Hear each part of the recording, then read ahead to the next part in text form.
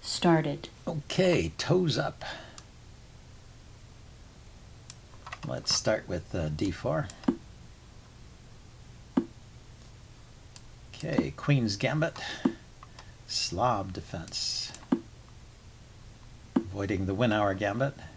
And now, okay, here I want to defend the c-pawn. This is just a line. Oh, he plays with the Schlechter Slav with the fianchetto here. Okay. I think this is one of those cases where you can actually close the center here. And he's got a very bad bishop, but he'll probably trade it off for my knight at some point. Maybe I can make that a little more difficult for him by playing h3 there. And maybe he'll be stuck with that bad bishop for a long time. There's something a little suspicious about my play here. All those pawn moves and not so much development. But, well, he made a number of pawn moves too. He's, what? I've got 3 pieces out. He's got 3 pieces out and he's castled. But I'm not so far behind that it's a big deal at this point. I wonder if he's going to support the knight with f5.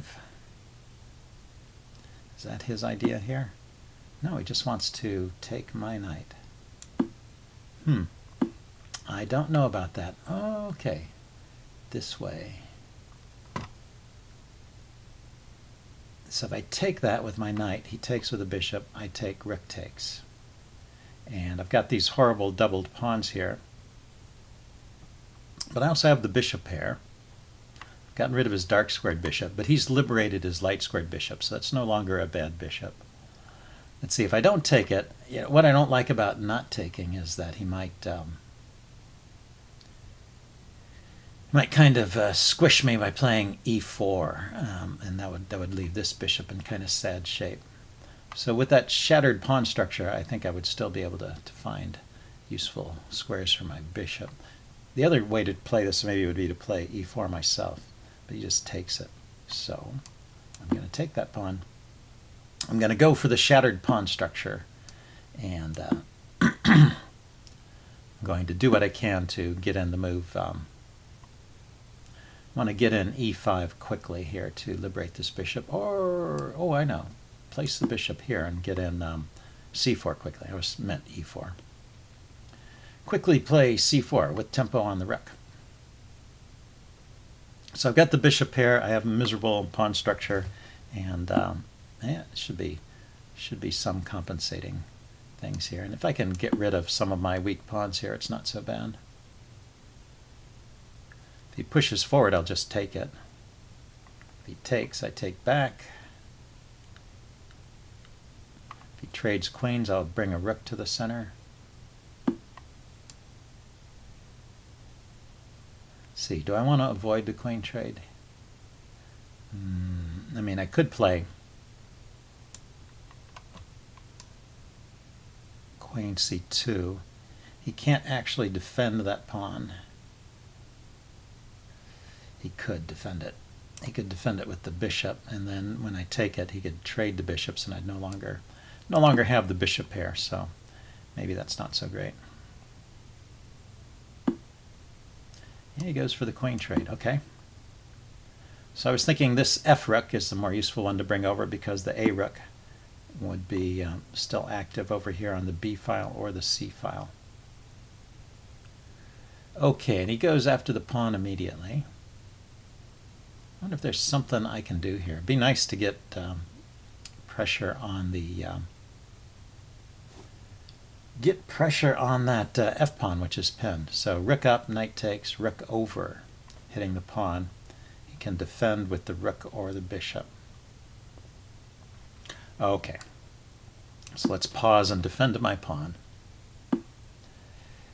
Okay, now he's organizing with his knights. So let's put pressure here. Put pressure on that b-pawn. Yeah, okay, so he's going to get the bishop pair back. Yeah, that's what happens. Sometimes I'll just have to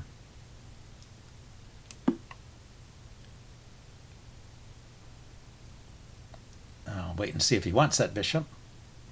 I'll be left with a pretty good bishop here.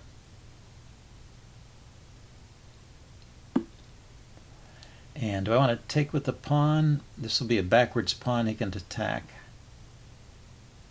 Let's take with the rook. It sort of activates the rook. And, you know, I have a couple weak pawns here. But anyway, that's what I've got.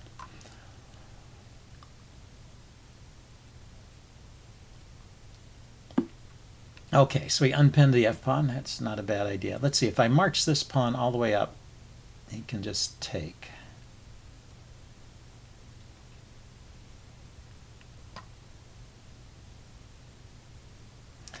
You know, he can attack my my c-pawn. I can't really defend it. He can bring his rook here. I wonder if it's an idea, though, to ignore that for the moment and kind of double my rooks here. Bring a rook down to the 8th rank here.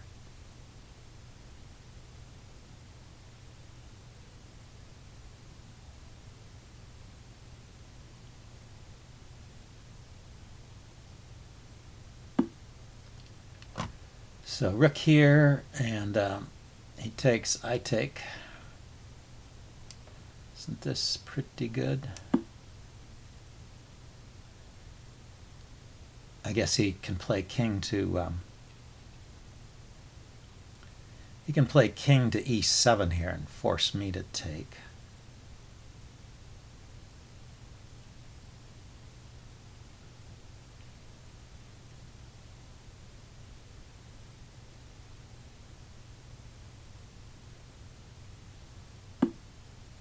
He plays that way. Okay, so I can take the rook in the corner, and then take the bishop, and then he's got the weak pawns, right?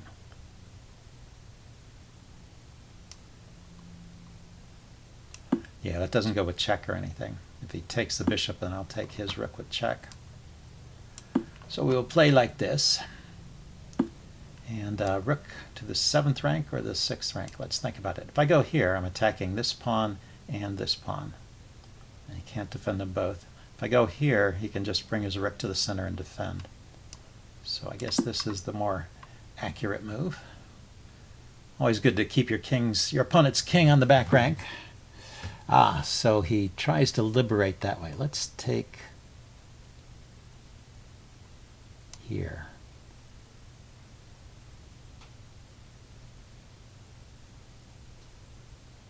No, sorry, that's not good. I was thinking I'd take here, and I'm threatening to bring my rook down with check and pick up his rook. But he can play king to g8 there, hitting my rook, and then it's a tempo. So if I take en passant here, getting rid of my pawn weakness, he takes back and attacks this pawn. And he has a pawn duo there. So then I can attack this pawn or this one.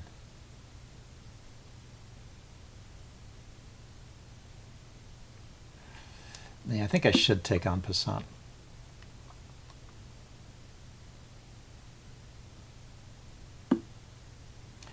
And then when I attack this pawn, it might turn into a trade. He can take my pawn, I can take his, or he can defend.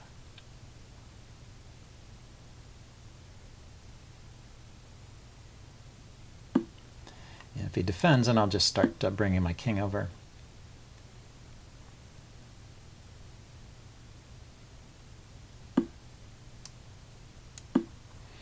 And I'm going to try and keep his king pinned to the back rank, but I need to get my king over to where it defends these queenside pawns here, because they're the big threat in this position. So he's trying to lure me forward so he can take here with check, but I don't want to allow that. So I'm going to bring my king to b3.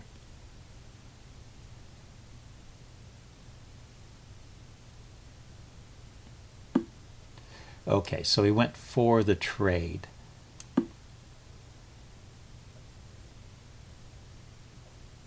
And now I have better pawns than he does.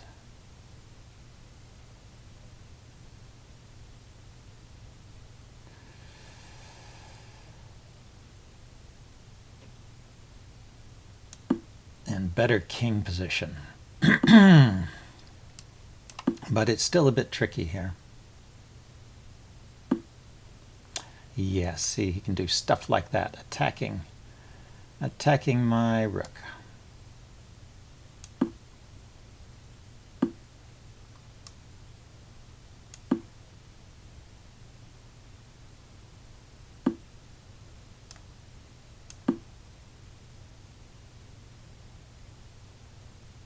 So yeah, it's probably a draw, right?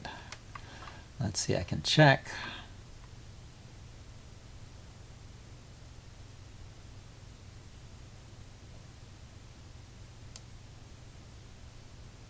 Check.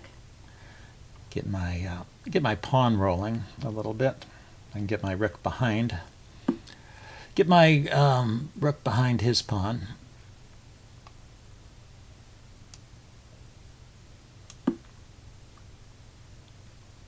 Well, let's see if I can hold this draw. I'm not. These king and pawn endgames are tricky sometimes. Let's keep pushing that pawn forward.